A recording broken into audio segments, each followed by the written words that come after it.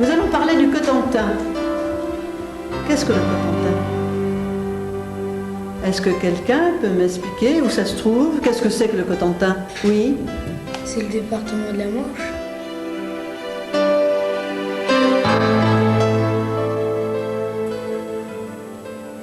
En plein cœur du Cotentin, à proximité du havre de l'Essai, se trouve une terre restée sauvage. Graine, graine comme l'année, disait-on d'elle. Cette terre, encore bien méconnue, c'est la Lande.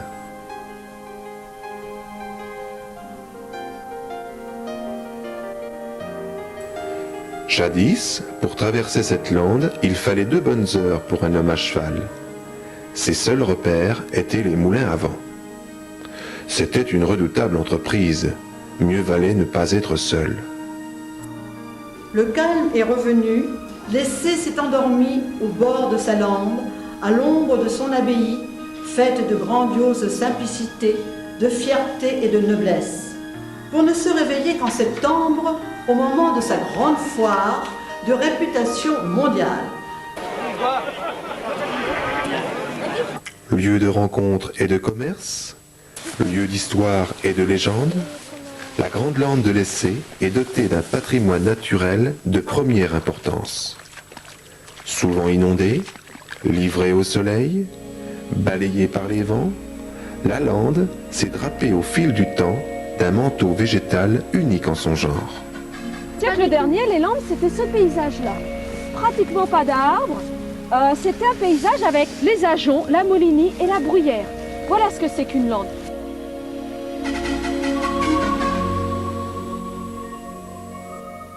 L'ajon, aux feuilles très épineuses, a de belles fleurs jaunes qui exhalent un parfum de noix de coco dès les premières chaleurs. Autrefois, l'homme savait tirer parti de cette terre, trop pauvre pour être cultivée. La libre pâture permettait aux paysans de laisser vaquer leurs animaux dans la lande. Le brégeant, c'est-à-dire l'ajon, permettait de chauffer vite et fort les fours de boulanger. L'herbe blanche, longue et sèche, appelée molinie, pousse partout dans la lande. Elle servait pour le paillage des légumes, la litière des animaux et la confection des matelas. On prélevait aussi des mottes de bruyère appelées biettes pour se chauffer. Caractérisée par ses petites fleurs à grelots, la bruyère colore magnifiquement la lande en été et offre à cette saison un éventail de teintes délicates.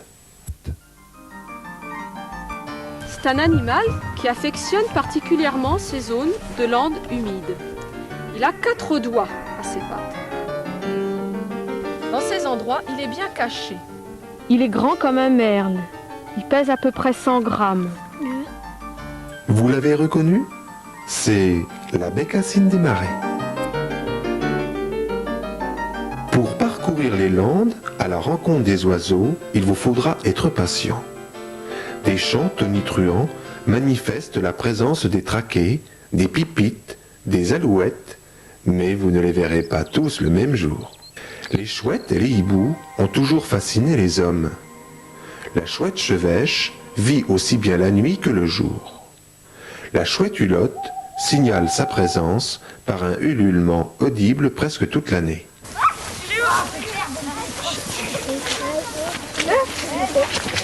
Ça devient de plus en plus beau.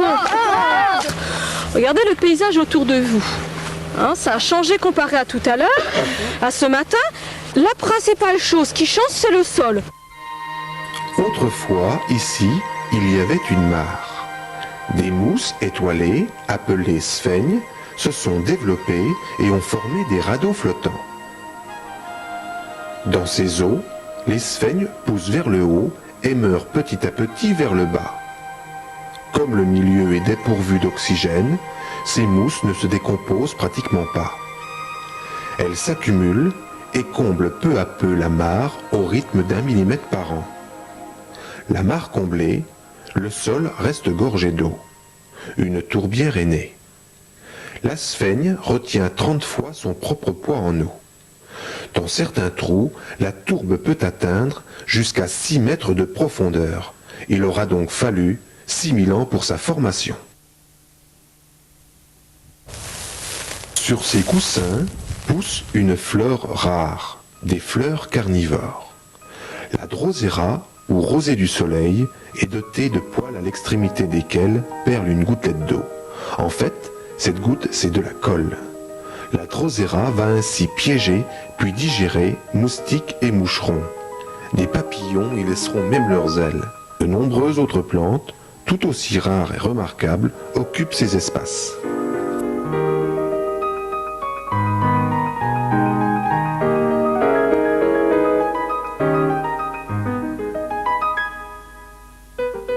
Cette diversité végétale a valu aux Landes de l'Essé d'être classée comme site d'intérêt écologique au niveau européen.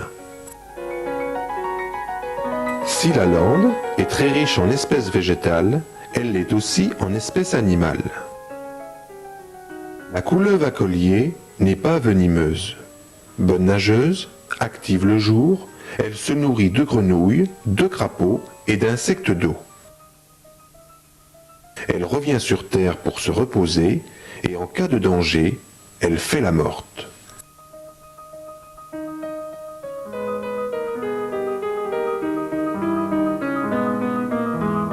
Une grenouille à gilou rousse, regardez ses yeux, je crois ils sont un petit peu... Il y a un petit peu ronds. Allez, on la laisse partir toute seule. On ne la prend pas, on ne la prend pas. Ah non, On ne la touche pas, sinon elle gonfle. Alors ici, c'est quoi comme arbre à votre avis? des pins. Des pins. Hein. Pourquoi les arbres, ils ont des formes comme ça? Ils montent pas tout droit tout d'un coup? Parce qu'ils sont malades.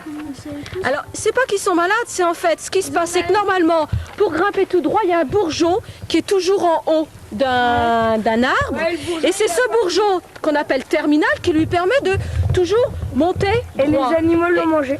Si les animaux le mangent, eh bien à ce moment-là, ce bourgeon terminal n'existe plus. Ce seront les bourgeons qui sont sur les côtés qui vont se développer. Mais à ce moment-là, le tronc, il fait un petit écart.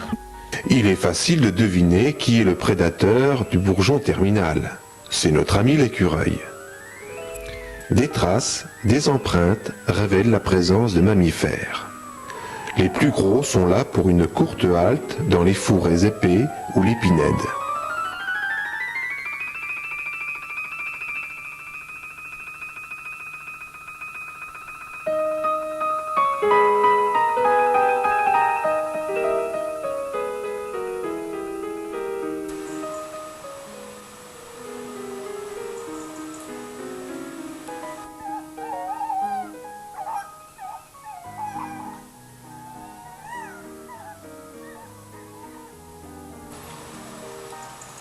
Au lever du jour, les dentelières exhibent leurs chefs-d'œuvre, tandis que bourdons et libellules flânent au gré de leur fantaisie.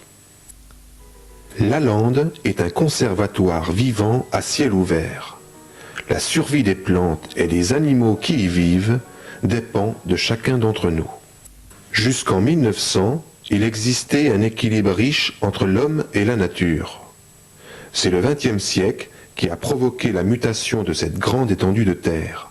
L'urbanisation, les carrières, les décharges, les cultures ont peu à peu grignoté et morcelé ce grand puzzle dont il ne reste aujourd'hui que quelques pièces réparties sur une dizaine de communes.